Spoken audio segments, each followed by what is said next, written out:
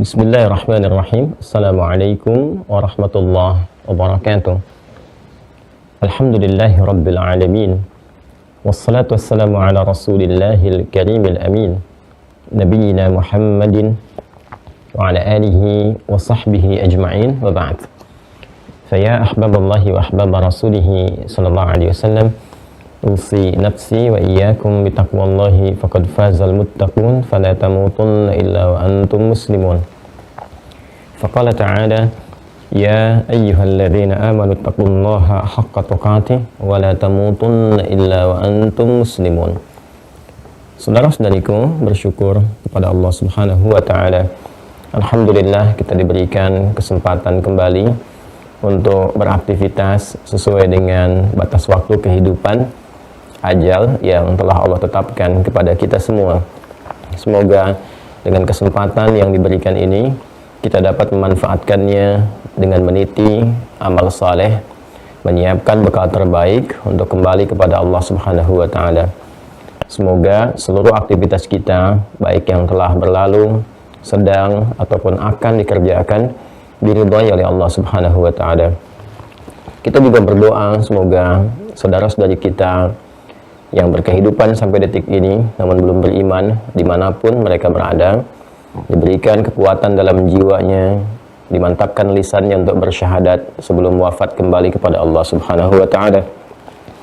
Pun demikian dengan para pelaku maksiat, semoga Allah menuntun, melembutkan hatinya untuk mau bertobat dan mengisi sisa hidupnya dengan meningkatkan kualitas kehidupan yang lebih baik, hayatan thayyibah, dan semoga berakhir dalam keadaan husnul khatimah. Kita semua berharap semua kebaikan yang dimaksudkan.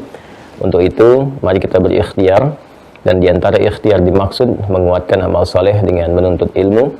Alhamdulillah, kita telah membahas sekian banyak pokok-pokok dalam cabang keilmuan Islam, khususnya pembahasan tentang akidah, dan sekarang sudah masuk pada fase penguatan dari hadis-hadis Nabi Muhammad SAW, yang sekiranya bukan sekedar pembahasan tentang bagaimana cara menguatkan iman, kurikulumnya, tapi sekaligus juga menjadi parameter kebenaran iman seorang mukmin, insan beriman yang sejati.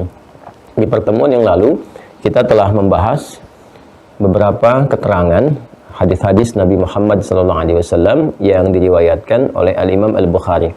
Bukan sekedar riwayat, tapi cara berinteraksi dengan kitab hadis para ulama, khususnya kitab yang tengah kita kaji yaitu Sahih Al-Bukhari, yaitu dengan cara mengeluarkan topik-topik yang relevan dengan kebutuhan kita sebagai muslim.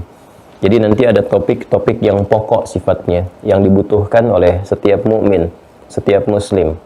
Kita beri contoh topik tentang iman, bagaimana supaya menjaga imannya tetap kuat, naik, dan dipertahankan agar tidak turun. Maka nanti ada pembahasan topik tentang iman, kurang lebih ada 57 hadis di dalamnya.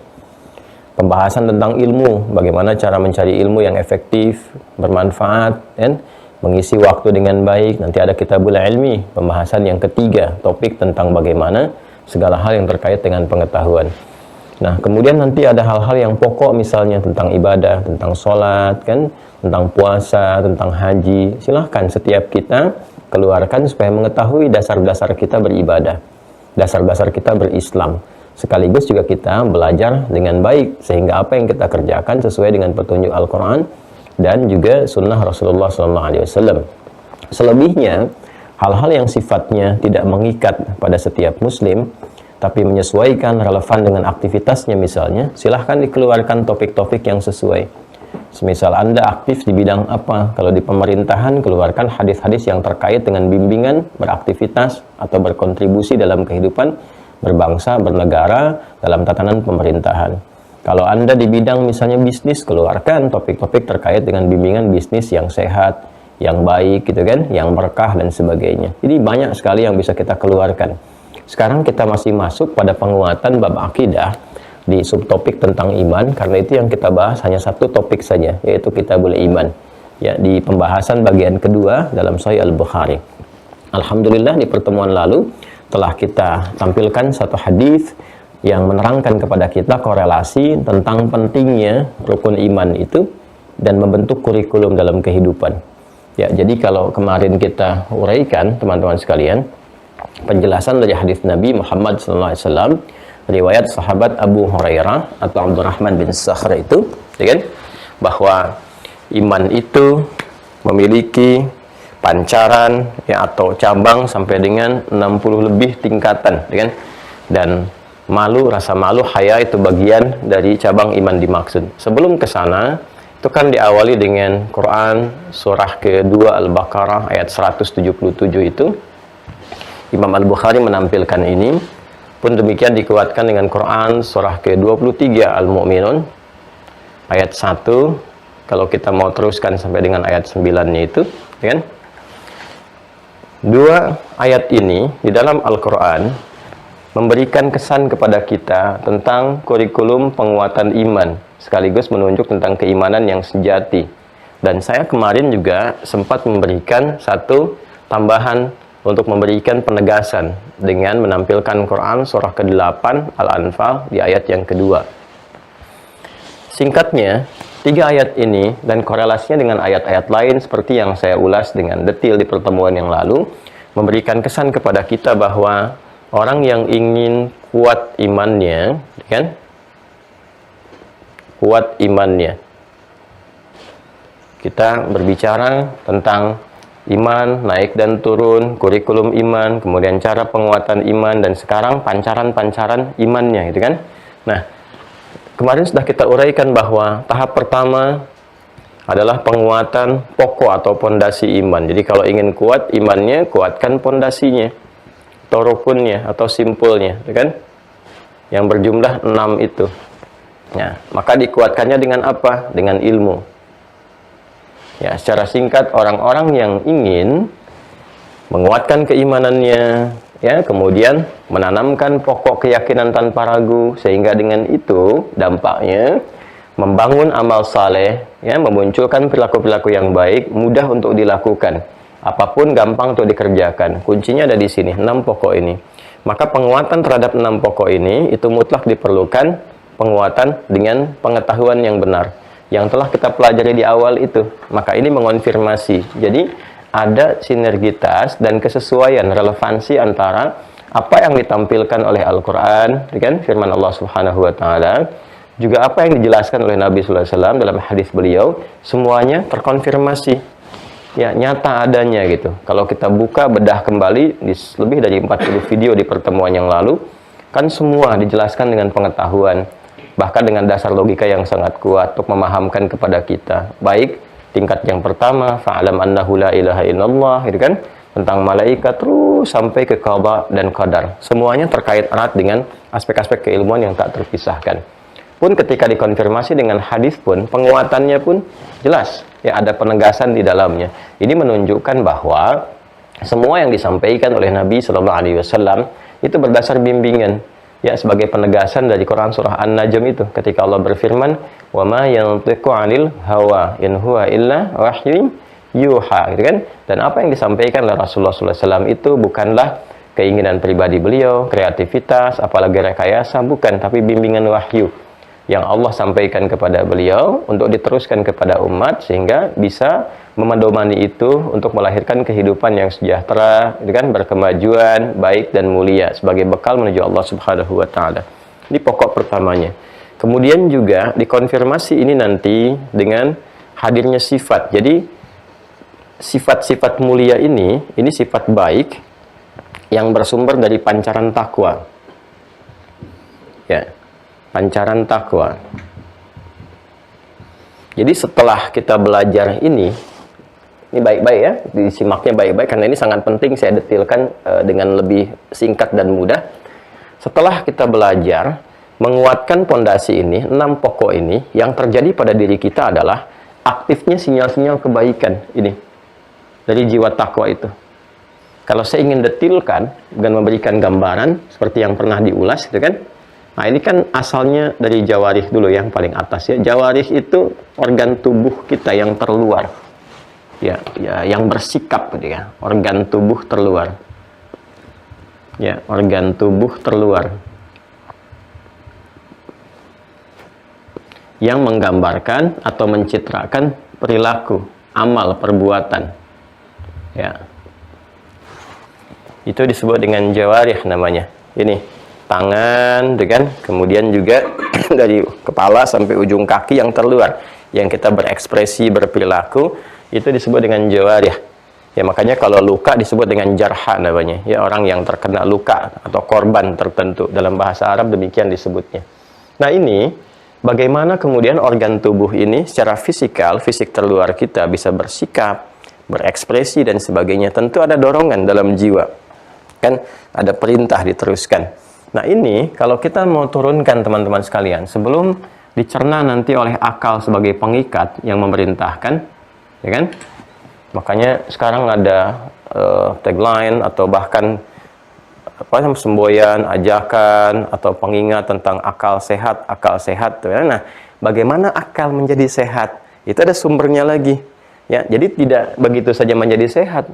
Ya, tapi harus ada supportnya.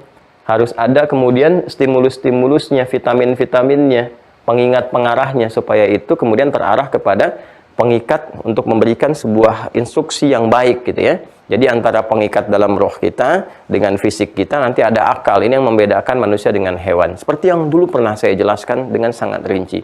Anda tinggal review. Kesini teman-teman sekalian, ada sadrun. Ya, tempat terluar. Sadrun, tempat terluar bagian inti hidup kita, ya, inti jiwa kita, inti roh kita. Jamaknya disebut dengan sudur. Di dalam sadrun itu ada qalbun. Ya.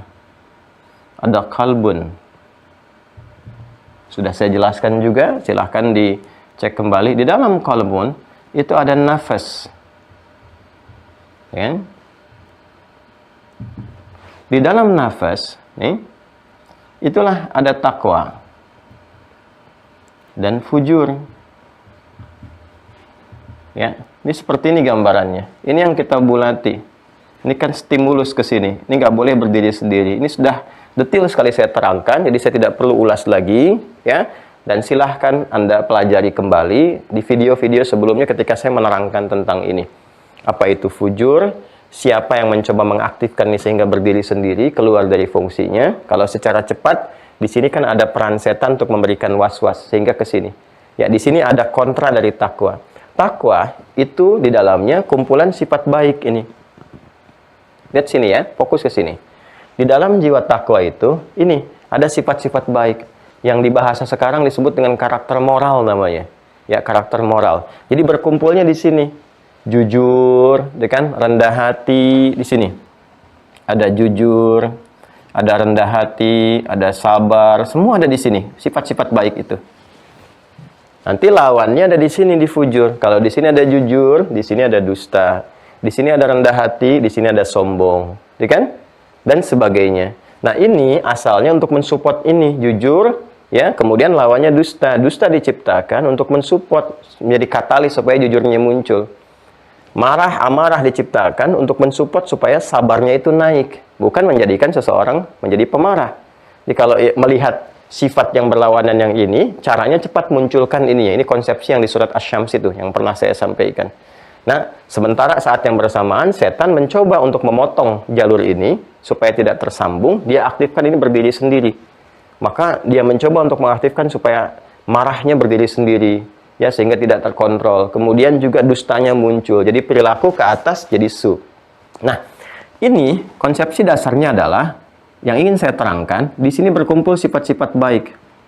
Masih ingat gak yang saya terangkan di pertemuan lalu tentang 5 kebaikan yang ditambah jadi 6 jadi birrun itu, ya kan? Masih ingat ketika saya menerangkan tentang sifat disebutnya apa? Khair kan? Ya kan? Kalau terkait dengan fisikal, sehat, kuat kan thayyib. Kalau dia membentuk sifat-sifat, kumpulan segala yang baik-baik, itu disebut dengan khair namanya. Nah, di sini berkumpul segala sifat kebaikan. Seperti yang tadi saya sebutkan. Yang paling menarik, teman-teman sekalian, perhatikan baik-baik. Ini, kalau kuat, ilmu tentang pondasi ini, kuat dari 1 sampai dengan 6. Mengenal Allah dan segala yang terkait dengannya, dikuatkan dengan keilmuan sampai dengan qada dan qadar. Maka dampak pertama yang terjadi adalah ini akan mengaktifkan sinyal-sinyal sifat baik. Sinyal-sinyal takwanya akan hidup, cahayanya akan kuat. Bahkan nanti semakin kuat, semakin kokoh, ini sinyalnya akan bertambah, bentuknya jama, dari khair jadi khairat. Nah. Kalau sudah kuat ini, maka ini akan memancarkan cahaya nanti. Ya, memancarkan cahaya. Tinggal disupport aja. Ya, tinggal sinyalnya dipanggil aja. Ya, bagaimana cara manggil sinyal? Kalau kita ada handphone kan kita telepon kan keluar tuh. Ya, untuk mengetes sinyalnya ada atau tidak. Ya kan? Atau Anda telepon, atau Anda buka misalnya, ya situs tertentu ini ngecek internetnya ada atau tidak, telepon nyambung atau tidak. Bahkan Anda sekarang bisa lihat kan? Ya, ada 3G, 4G, 5G, gitu kan, dan seterusnya. Terus ada juga semacam gambaran tingkatan sinyal-sinyal seperti ini, gitu kan? Ya, dan seterusnya. Ini dalam kehidupan kita pun sebetulnya saya sering katakan, gambaran kehidupan fisikal itu akan selalu terkait berkelainan dengan metafisik. Karena memang fitrah manusia demikian. Semua Allah ciptakan dalam berkehidupan untuk menjadi tanda. Ya, tanda yang mendekatkan kita dengan Allah. Alam pun disebut alam. Alam itu kan bahasa Arabnya tanda. Ya, supaya di alam ini kita bisa melihat tanda-tanda yang mendekatkan kita dengan Allah. Ketika menjadi dekat, maka tanda itu berubah menjadi ayat namanya. Ya, demikian pula dalam berkehidupan kita seperti ini. Jadi kalau ini semakin kuat, kita pelajari dengan baik. Beda kan sebelum dengan belajar? Ya, sebelum belajar dengan setelah belajar ada suasana berbeda kan? Semacam ada sinyal-sinyal positif dalam hati kita itu untuk merespon sesuatu. Tinggal ini dipanggil, dikeluarkan. Maka panggilan untuk bisa merespon cahaya ini supaya keluar, untuk mengetes yang baiknya sudah baik, muncul, ya, sudah hadir atau belum, itu kan harus dites tuh, harus dipanggil. Ya, maka Allah kemudian panggil, diuji lewat apa? Lewat sikap. Ya. Lewat karakter sikap. Nih, bisa berupa perintah, bisa berupa larangan. Ini. Yang ini nanti perintah kepada kebaikan, ma'ruf. Yang ini larangan dari keburukan, mungkar. Perhatikan baik-baik. Karena itu nanti sering kita temukan kata khair bersanding dengan perintah kebaikan, ma'ruf, mencegah yang mungkar. Ya, misal silahkan dicek di Quran surah ketiga, Ali Imran, di ayat 104. Quran surah ketiga, Ali Imran, ayat 104. Kemudian juga dikuatkan menjadi karakter